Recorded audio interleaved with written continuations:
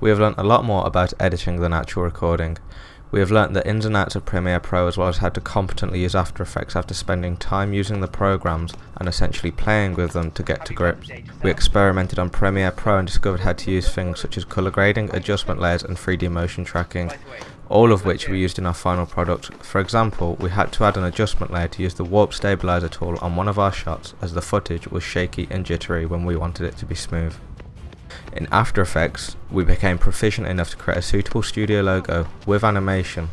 We looked through many different effects before finally finding the one we desired to make our logo look of a professional standard. The actual logo was designed on Photoshop after we sketched up some drawings of it on paper, which can be seen on my blog. We learnt how to create the logo through extensive research in our own time to understand how to use Photoshop.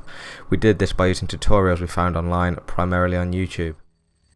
We then implemented the knowledge we had gained and designed our logo using Photoshop, and we believed it looked extremely professional thanks to the time we spent learning during our free time. As far as hardware goes, we haven't learnt a lot, but everything we did learn was put to use. For example, the use of a dolly in one of our shots and the use of a tripod to get a steady shot of Subject X lying on a bed. These are all very basic things that have been used to add to the atmosphere and feel of the film.